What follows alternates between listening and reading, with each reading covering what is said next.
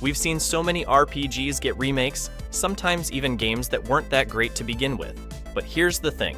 There are true JRPG classics, absolutely brilliant and unforgettable, that still haven't received the remakes they deserve. So today, let's talk about 12 legendary JRPGs that need to return in 2026.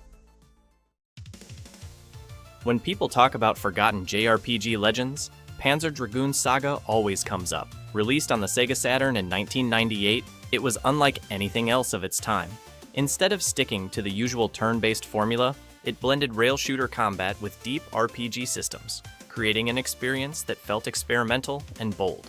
Battles were dynamic, happening in real time as you circled enemies on your dragon, waiting for the right angle to unleash devastating attacks or switch to defensive maneuvers. It wasn't just button mashing, it demanded timing, positioning, and strategy, making every fight feel fresh and intense.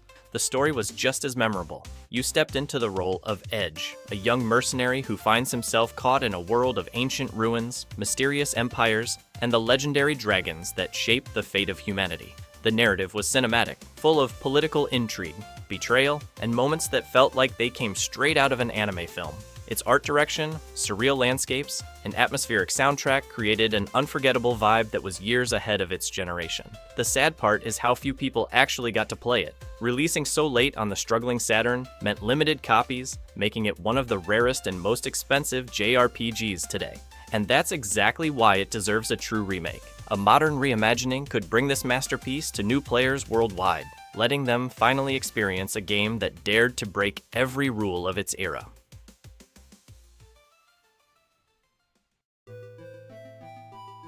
Back on the original PlayStation, few action RPGs managed to be as quirky and full of personality as Brave Fencer Musashi. This game stood out because it didn't just try to copy the traditional JRPG formula, it mixed fast-paced hack-and-slash combat with lighthearted storytelling and a world that felt both adventurous and playful. Instead of a silent or brooding protagonist, Musashi was loud, cocky, and full of energy. That alone made it feel different from most RPG heroes of the late 90s, who were usually stoic or overly dramatic. One of the coolest parts of the game was the ability to actually steal skills from enemies. Every time Musashi fought a monster, there was a chance to absorb its abilities and use them for yourself. That system gave battles a surprising amount of variety, since you were constantly experimenting with new powers and figuring out which ones to keep. And while many PlayStation RPGs relied heavily on menus and turn-based commands, Brave Fencer Musashi leaned into real-time swordplay, timing-based combos, and platforming challenges that made it feel more alive. The world itself had this colorful, almost anime-like style that pulled you in. The game was packed with charming towns, strange characters, and quirky humor that felt ahead of its time for an action RPG. It wasn't as polished as the big names, but it had a spirit of adventure that stuck with anyone who played it. It's the kind of game that leaves you smiling when you think back on it, and it's proof that not every RPG classic needed to be massive to leave a lasting mark. Among the PS2's library, few JRPGs looked and felt as ambitious as Valkyrie Profile 2. While the first game on PS1 stunned players with its mix of Norse mythology and experimental combat, this sequel pushed things even further. Instead of retelling the same story, it followed Silmeria, another Valkyrie with her own struggles, giving fans a new perspective in a familiar mythological world. The combat system is where the game truly shines. Battles unfold on a 3D field, letting you move characters around and position them tactically, but attacks still tie into the signature face button combos from the first game. Each character is mapped to a button, and timing their attacks in sequence creates devastating combos, juggles, and finishers. It's part fighting game, part tactical RPG, and all style. Every encounter feels like a puzzle of positioning, rhythm, and resource management.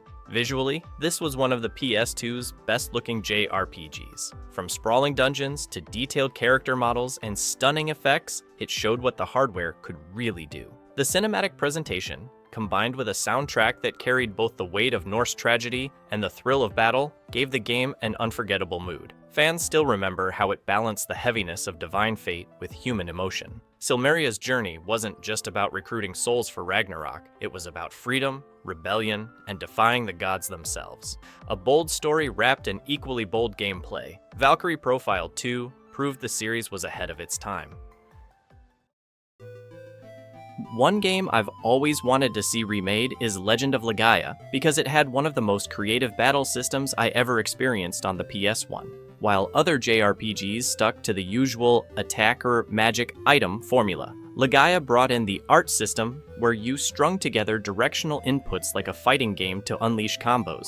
At first, you'd be experimenting blindly, but every time you discovered a new art, it felt like cracking a secret code, and pulling off a massive combo against a boss never got old. The story had that classic late 90s JRPG feel, with a ruined world consumed by mist and monsters, and a small group of heroes carrying the fate of humanity. It wasn't groundbreaking in plot, but the atmosphere was surprisingly heavy, almost eerie at times, making every victory feel like survival. The Saru creatures, which bonded with humans to grant them powers, gave the world a unique lore that set it apart from more traditional fantasy settings. What I also loved was the character progression. You weren't just leveling up for stats, you were constantly searching for new move combinations, trying to see how far you could push the system. It kept battles engaging, even dozens of hours in, which is rare for turn-based RPGs. Legend of Legaia might not have been as big as Final Fantasy or Dragon Quest, but it had a special charm. If any PlayStation 1 JRPG deserves a proper remake with modern visuals and smoother pacing, this is absolutely one of them. When Rogue Galaxy hit the PS2, it felt like a breath of fresh air in the JRPG scene. A massive spacefaring adventure full of vibrant planets, strange civilizations, and that spark of discovery every time you launched your ship. Level 5 pushed hard to create a galaxy-spanning journey, and while it wasn't flawless, it captured the excitement of exploring the unknown beautifully. What I always found cool was the combat system. Fast, real-time, and fluid. You weren't stuck waiting for turns. Instead, you slashed, dodged, and switched characters on the fly. Each party member had their own unique style, and once you got into the rhythm, battles felt dynamic in a way few PS2 RPGs managed. And then there was the Revelation Flow, that skill grid that looked like a constellation map. Unlocking abilities felt like charting the stars, and it fit perfectly with the theme of exploring the unknown. Add in the weapon fusion system, where you could combine swords and blasters to forge stronger gear, and the game always gave you something new to tinker with. The story had that classic JRPG charm, rebels, empires, ancient mysteries, but what really kept me playing was the sheer variety of side quests, bounty hunts, and worlds to explore. It was a game that constantly tempted you off the main path, and I loved that. A modern remake could iron out the pacing issues and repetitive dungeons, but even as it is, Rogue Galaxy remains a standout space RPG from the PS2 era. It's the kind of game I'd love to see shine again with today's polish. There's one tactical RPG from the PS1 era that deserves a second life. It's Vandal Hearts. I remember how different it felt at the time. While Final Fantasy Tactics gets all the love, Vandal Hearts carved its own space with faster pacing and a much more straightforward grid-based combat system. It didn't waste time with overly complicated menus. Battles were quick, brutal, and satisfying, which made it perfect for players who wanted strategy without drowning in complexity. The story was darker than I expected, especially for the late 90s. It wasn't afraid to show betrayal, corruption, and even tragedy on a pretty grand scale. And of course, I can't forget those infamous fountains of blood whenever you defeated an enemy. Something shocking back then, but also iconic in its own way. What stuck with me most, though, was the class system. Promoting units felt rewarding, and every choice actually mattered, because you couldn't unlock every class in a single playthrough. That gave the game a sense of replay value that a lot of tactical RPGs didn't have at the time. Sure, Vandal Hearts might not have had the same polish as some of its bigger name rivals, but its charm came from being lean and raw. A modern remake with enhanced visuals and a little more depth could turn it into a must-play again. Honestly, I'd love to see today's generation discover how fun and intense this hidden gem really was. There's something magical about a game that feels like it was designed to break every rule at once. Chrono Trigger didn't just follow the JRPG formula, it reshaped it completely. From the start, you're thrown into a festival, meeting friends, playing games, and then suddenly, a time portal opens and you're hurled centuries into the past. That sense of unpredictability sets the tone for the entire journey. Instead of being stuck in endless random battles, enemies appear directly on the screen, and when the fight begins, it flows naturally without cutting to a separate scene. The active time battle system keeps every encounter fast and tense, while the iconic tech combos push you to experiment. 2 or even 3 characters can combine their skills into devastating chain attacks, making every battle feel like a small spectacle. But it's the characters that give this game its soul. A silent swordsman, a genius inventor, a robot with emotions, a knight cursed into the body of a frog. Each has their own heartbreaking story. The way their personal struggles connect to the larger conflict with Lavos makes the stakes feel heavier and more human. Then there's the brilliant hook, time travel. You're not just saving the world in one era, you're shaping the past, present, and future, watching how small choices ripple across history. That design choice gave players over a dozen possible endings, something groundbreaking for its time. Even now, replaying it feels like opening a book you loved as a kid and discovering new chapters you never noticed before. Chrono Trigger isn't just a classic, it's proof that some adventures really are eternal. I've always wished Shadow Hearts would get a proper remake, because it was one of those PS2 games that stuck with me long after I finished it. While most JRPGs of its time went with bright, colorful fantasy, Covenant dared to dive into a grim alternate history of World War I, blending real politics with demons, cults, and the supernatural. What made it unforgettable was the Judgment Ring system. Instead of simply pressing attack, you had to time button presses with a spinning dial. Miss the mark and your strike could whiff completely, but hit the sweet spot and your combos unleashed massive damage. It made even regular encounters feel tense and interactive, like every turn could swing the fight in your favor, or ruin it. The cast was equally unique. You didn't just have generic heroes. You had characters like Yuri, a half-demon torn between humanity and darkness, and Karen, a soldier trapped between duty and love. Their banter and emotional arcs gave the game an intensity rarely seen in RPGs at the time. Add in gothic towns, haunting sound design, and enemies that looked ripped straight out of a horror film, and you had something that felt unlike anything else on the PS2. Even years later, fans still talk about its atmosphere and story twists. Shadow Hearts wasn't the biggest seller of its era, but for me, it's one of those titles that truly deserves a remake. When Vagrant Story landed on the PS1 back in the year 2000, it didn't really set the sales charts on fire. A lot of people at the time weren't sure what to make of it.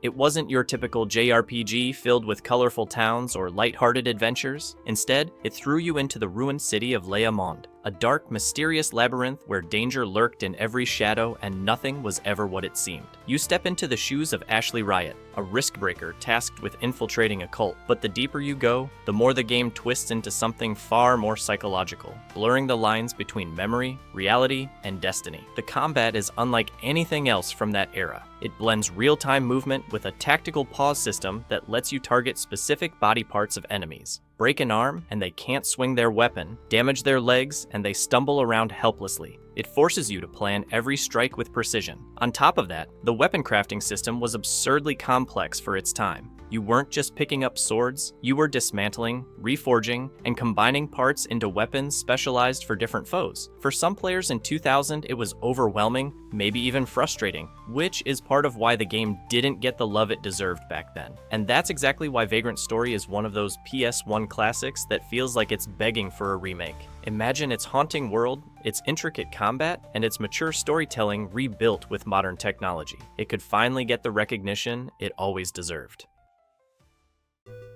The first time I saw Wild Arms 2, what really caught my eye wasn't the flashy cutscenes or the typical RPG battles, it was the vibe. A JRPG mixing fantasy with Western gunslingers. That wasn't something you saw every day back in the PlayStation 1 era, and it instantly made the game feel like it had its own identity. The adventure takes place in Legaia, a land struggling to survive after endless conflicts. You follow a group of misfits, mercenaries, rebels, and dreamers, who band together to stop the mysterious Odessa organization. But beyond the flashy fights, the story digs into themes of trust, sacrifice, and the weight of carrying the world's hope on your shoulders. It had this mature, bittersweet tone that I didn't fully appreciate as a kid, but looking back, it was way ahead of its time. Combat sticks to the turn-based formula, but spices things up with the force ability system, letting characters unleash powerful moves once their gauge fills. It created this tension in every fight. Do you spend it now for a big attack, or save it for when things get desperate? The dungeons were another highlight, full of clever puzzles that forced you to experiment with unique tools for each character.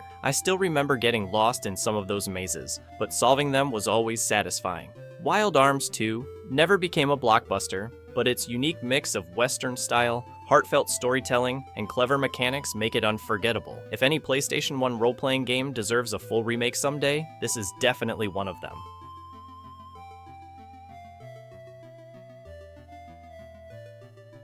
Few RPGs from the late 90s managed to mix classic turn-based combat with bold new ideas as seamlessly as Breath of Fire 3. Right from the opening, you're not a warrior or a knight. You start out as a small dragon escaping from captivity, which immediately sets the tone for a story about identity and transformation. The adventure slowly unfolds over years of your hero's life, letting you watch him grow from a child into a young man. Along the way, you gather a party of memorable companions, each with their own quirks, dreams, and struggles, and travel through forests, deserts, and ancient ruins that still feel alive with color and detail. The game doesn't rush you. It invites you to explore at your own pace, whether you're diving into mysterious dungeons or taking a break to relax with the fishing minigame, which became a fan-favorite pastime in itself. Combat keeps that familiar turn-based rhythm, but the Master System adds a unique layer of customization. By apprenticing under different mentors, characters learn new skills and develop in unique ways. Your healer could become a powerful spellcaster, or your fighter might learn surprising support abilities. It's all about experimenting with builds and finding what works for you.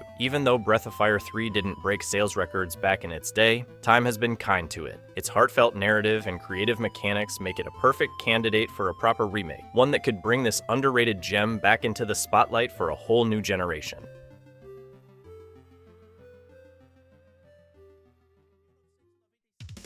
Before Persona 3 redefined the series, before Persona 5 became a global hit, there was a game that quietly shaped so much of what we love about modern JRPGs. Persona 2 took the foundation of the first game and pushed it into darker, bolder territory, blending supernatural mystery, urban legends, and psychological drama in ways few RPGs dared at the time. What really makes this entry unforgettable is its story structure. Instead of the typical save the world from evil plotline, it's a slow-burn detective thriller. Rumors literally come to life here. If enough people in the city believe something, it becomes reality. That mechanic isn't just a narrative gimmick, it actually affects gameplay, quests, and how you approach different scenarios. It gave players this strange sense of power and responsibility over the world, long before choice and consequence became a buzzword. The combat is classic turn-based, but with the added twist of the fusion spells system, letting you experiment by combining persona abilities across your 4 heroes. There's something deeply satisfying about unlocking new combos mid-battle,